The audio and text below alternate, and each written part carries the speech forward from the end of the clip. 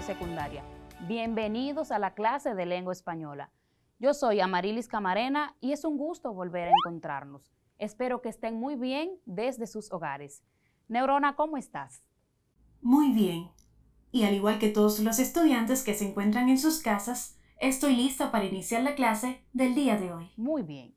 Yo sé que ustedes en casa también están listos. Ahora vamos a lavarnos las manos para comenzar la clase del día de hoy. Tú lo sabes, y yo también. Gracias al sentido del tacto podemos percibir el tamaño, la forma, la textura, dureza y la temperatura de los objetos. Y es precisamente cuando hacemos uso de este sentido que llevamos a nuestras manos múltiples virus y bacterias. Pero el problema radica en que puedes llevar estos microorganismos a otras partes de tu cuerpo. Se ha demostrado que nosotros, los seres humanos, nos tocamos la cara de 15 a 23 veces cada hora, lo cual aumenta la probabilidad de que aquellos virus y bacterias hagan contacto con los ojos, con la nariz o la boca, y en algunos casos podrían terminar en nuestro sistema digestivo, causando serias complicaciones de salud. Recomendación: lavarse bien las manos, tantas veces como sea necesario. Tú lo sabes, y yo también. Cuidemos nuestra salud y la de nuestros seres queridos. Antes de comenzar, es bueno saber qué hicimos en la clase anterior. Neurona, ¿de qué trató esa clase anterior? En la clase anterior aprendimos que el artículo de divulgación es un texto que informa a un público general. Su autor no necesita ser especializado y se debe realizar sobre un tema de interés. Y para esto, solo se requiere que se haga una investigación profunda sobre el tema. Es importante considerar la estructura de este tipo de texto: su título, introducción, desarrollo, conclusión y fuentes biográficas para dar el rigor de conocimiento científico. Asimismo, estas fuentes deben tener validez y confiabilidad. El artículo de divulgación debe ser redactado con un lenguaje sencillo, debe ser objetivo y poseer claridad y precisión. Al redactarlo, se debe tener en cuenta el uso de los signos de puntuación. Esos son herramientas básicas para el lector con el fin de tener una mayor comprensión lectora de los textos. Excelente repaso, Neurona. Ahora vamos a conocer cuál es la palabra clave del día de hoy. Y la palabra clave es exigencia. Exigencia. Es el requerimiento o necesidad forzosa para que se produzca una acción o resultado. La Real Academia de la Lengua Española define esta palabra como la acción y efecto de exigir algo a alguien de forma caprichosa o exagerada. Quiero continuar diciendo que las cosas importantes en la vida exigen grandes sacrificios, pero luego traen cuantiosos beneficios.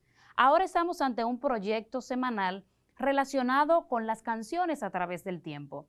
Y es que las canciones a lo largo de la historia han sido un reflejo de los gustos, las ideas, los pensamientos de las personas. Pudiéramos decir que son una exteriorización de esos sentimientos de esas personas, autores o intérpretes. La música está estrechamente ligada con el quehacer, el modo de vida de las personas. Desde la prehistoria, con los ritos de la vida y de la muerte, y así cada civilización ha dejado rastros de ese vínculo entre las personas y la música. Por ejemplo, en la Edad Media, las producciones o la mayoría de las composiciones estaban relacionadas con lo religioso, debido a que en esa época la Iglesia ejercía una gran influencia sobre la sociedad. De manera que el género lírico ha servido a las sociedades para expresar su cosmovisión. Ahora vamos a ver el siguiente video que nos habla sobre el origen y la evolución de este género. El pasado de la lírica se remonta a la antigua Grecia, ya que fueron los poetas griegos los que empezaron a cultivar un tipo de poesía que no estaba pensada para ser leída, sino que estaba escrita para ser recitada. Por tanto, La manera de recitar estos textos estaba pensada de una manera concreta.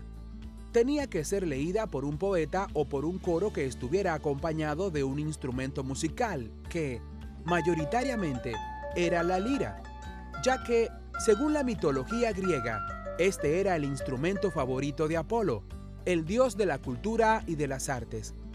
La lírica es la forma más antigua de la poesía, y en sus orígenes nos encontramos algunos textos clásicos como son los Cánticos de Moisés o los Salmos de David, pero es en la India donde encontramos el que se considera el texto más antiguo de la lírica y que fue escrito en el siglo XV a.C., el Rig Veda. Se trata de un instrumento literario cuya principal característica es transmitir las emociones y los sentimientos del poeta. Normalmente, la lírica se realiza mediante poesía. Sin embargo, también existen textos escritos en prosa que también pueden considerarse como líricos. Son muchos los nombres de los poetas y autores que cultivaron la lírica. Algunos de los más conocidos son Orfeo, Esquilo, Sófocles o Eurípides. Estos últimos fueron, además, los precursores del drama de la literatura. Píndaro fue el poeta que llevó a la perfección la lírica y que la usó en las Olimpiadas.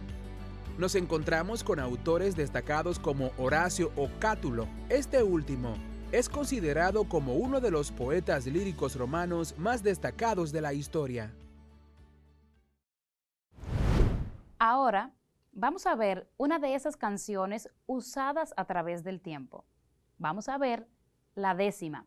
Y en nuestra clase nos vamos a centrar un poco más en este tipo de canciones. Neurona, esta imagen que aparece en pantalla, ¿puedes identificar de qué árbol se trata? Es una mata de mangos. Una mata de mangos y una décima. Al hablar de la décima, hay un personaje dominicano que no podemos dejar de mencionar. ¿Has oído, Neurona, la expresión coger los mangos bajitos? Claro, hace alusión a tomar las cosas fáciles. Pero vamos a ver de dónde surge esta expresión de coger los mangos bajitos. Vamos a leer ahora la obra titulada Los mangos bajitos, de un autor, poeta dominicano por excelencia, oriundo de Moca y representante del pueblo dominicano, de donde toma ese lenguaje y esas modalidades, las cuales él plasma en sus décimas y de allí retrata una imagen verídica del dominicano del siglo XIX. ¿Sabes de quién estoy hablando, Neurona? Sí, lo sé. Él es Juan Antonio Alís. Vamos a leer esta hermosa joya literaria, Los mangos bajitos. Dice don Martín Garata, persona de alto rango, que le gusta mucho el mango porque es una fruta grata. Pero treparse en la mata y verse en los cojollitos y en aprietos infinitos, como eso es tan peligroso, él encuentra más sabroso coger los mangos bajitos.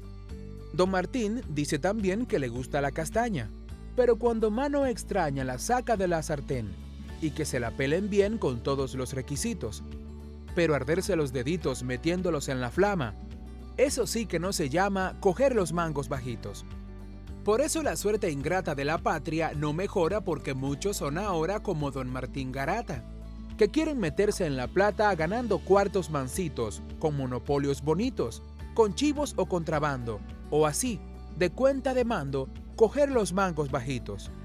Cuando hay revolución, maña es la más antigua, despachar a la manigua de brutos a una porción, que al mandarlos algún don, y los dones quietecitos, cada cual queda en su casa, para cuando todo pasa, coger los mangos bajitos. Cuando el toro está plantado, se verán miles toreros, allí en los burladeros, con el pitirrio apretado. Cuando el toro otro ha matado, al punto salen toditos, echando vivas a gritos y a empuñar buenos empleos, que son todos sus deseos, coger los mangos bajitos. Dejen ya la maña vieja de mandar al monte gente para tumbar presidente sin dar motivos de queja, que la prudencia aconseja que vivamos tranquilitos, como buenos hermanitos, que mucha sangre ha costado, y la ruina del Estado coger los mangos bajitos.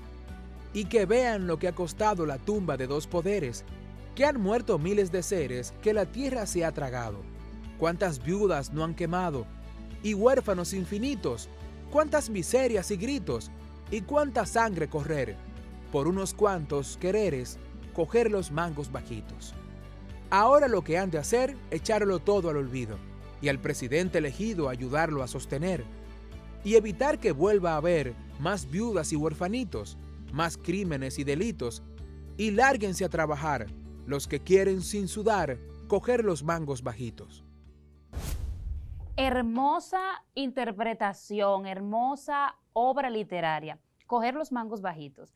Esta es una especie de protesta del autor, el cual se quejaba de las autoridades de su tiempo. Esas personas que le gustaba llenarse los bolsillos a costa del pueblo. Pero también una protesta contra el dominicano del siglo XIX, que le gustaba lograr las cosas sin el mínimo esfuerzo. Neurona, cuando escuchas la palabra décima, ¿qué es lo primero que te llega a la cabeza? Una estrofa de 10 versos. Muy bien. Entonces, Pero antes de continuar, le notifico que tenemos una pregunta vía redes sociales. una pregunta. Vamos a ver de qué se trata. Randy Rodríguez, desde Salcedo, nos pregunta lo siguiente. ¿Cómo se relaciona el género lírico con la décima? Bien, buena pregunta, Randy, y gracias por escribir. La lírica o poesía es un gran género y la décima es un subgénero dentro de esta poesía o lírica. Es decir, que la décima está dentro de la poesía. La décima, como bien dijiste, Neurona, es un poema, una estrofa de 10 versos. Si notan, van a observar que están desde el 1 hasta el 10, 10 versos. Entonces, una décima es esto, pero estos 10 versos tienen una medida, una métrica. Están compuestos por versos de 8 sílabas, llamado también verso octasílabo. Podemos contar, por ejemplo, en el primer verso, 1, 2, 3, 4, 5, 6, 7 y 8. Y si nos vamos al final, también, tanto el verso 1 como el verso 10 y los que están dentro de ese intervalo, tienen que tener 8 sílabas. De manera que la décima es una de las composiciones más rígidas, más estrictas. Esta métrica y esta rima se le atribuye al poeta, músico y novelista español Vicente Martínez Espinel. De ahí que este tipo de texto también es conocido como la décima espinela o décima espinel. Este fija una rima estricta. Por eso la décima es un texto, uno de los textos literarios de mayor exigencia, la décima espinela, mostrando la siguiente rima: A, B, B, A, C, C, D, D y C.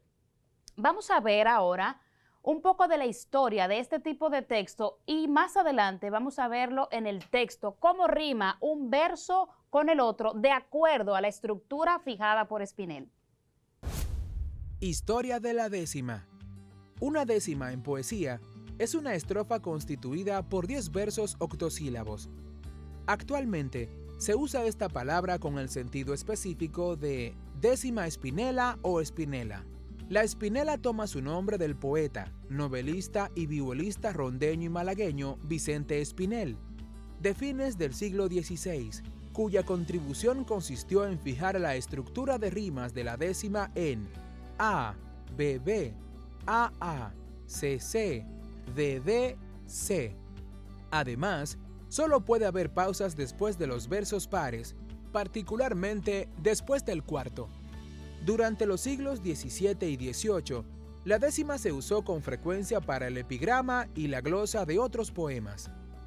Félix Lope de Vega, en su Arte Nuevo de Hacer Comedias, 1609, escribió que las décimas son buenas para quejas en las obras teatrales, pero las empleó indistintamente para cualquier tema. Desde entonces, no ha decaído su uso en la poesía española e hispanoamericana como forma tan cerrada como el soneto, y apropiada para el poema redondo y el epigrama, y ha sido la estrofa predilecta de algunos poetas de la generación del 27, como Jorge Guillén o Gerardo Diego. La décima es una de las formas estróficas de mayor arraigo y amplia distribución en toda Latinoamérica, siendo especialmente significativa en la poesía popular y rural. Ejemplo de esto es la actual pervivencia de prácticas como las payas, donde suele usarse que dos o más cantores se enfrenten en un duelo de décimas improvisadas en el momento, con acompañamiento musical, generalmente la guitarra. Ahora vamos a ver cómo se disponen estos versos y analizaremos su terminación de acuerdo a esa estructura que hemos analizado. Lo primero que dijimos es que en este tipo de décima, cuya rima es consonante, el verso 1 termina en ata y debe rimar con el verso 4 y con el verso 5. Podemos ver entonces que se cumple garata, grata, mata. La terminación es la misma.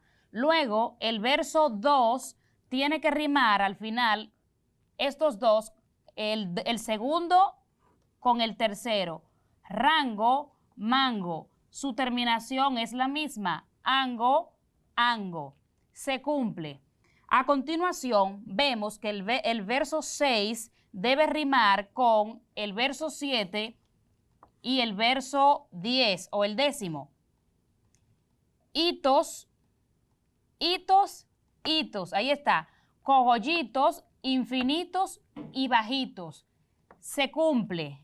Al final, el verso 8 y el verso 9 deben tener la misma terminación. En este caso, oso, oso. Reformulando entonces. En la décima, con esta estructura, la combinación es, el primer verso debe rimar con el cuarto y con el quinto. El segundo con el tercero, el sexto con el séptimo y el décimo, y el octavo y el noveno, la misma terminación. ¿Estamos claros hasta ahí?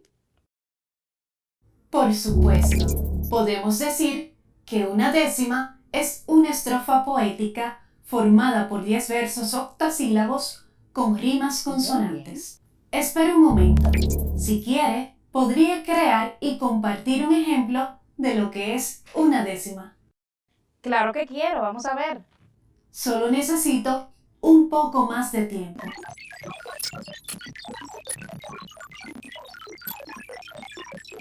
Ya lo tengo. Dice así. ¿Que neurona no es humana?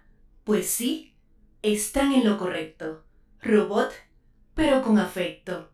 Veo el sol cada mañana. Caribeña, soy hispana. Tecnología de Quisqueya. Fui diseñada muy bella. Me divierte aprender y enseñar es mi deber. Al servirte, dejo mi huella. Excelente, Neurona, te aplaudo. ¡Cuánta creatividad! Y como estás tan creativa, vamos a pasar a la trivia del día de hoy. ¿Te parece? Me parece bien. A continuación, te voy a proponer una décima, cuyos versos están desordenados. Siguiendo la estructura de la décima espinela, vas a ordenarlo y al final vas a leer cómo queda esa estrofa. Bien. Me parece perfecto. Esta es una obra titulada La fábula de las moscas del escritor español Félix María Samaniego. Leemos. Así, si bien se examina a un panal de rica miel, otra dentro de un pastel, presas de patas en él, que por golosas murieron, perecen en las prisiones los humanos corazones. 2000 moscas acudieron enterró su golosina del vicio que los domina.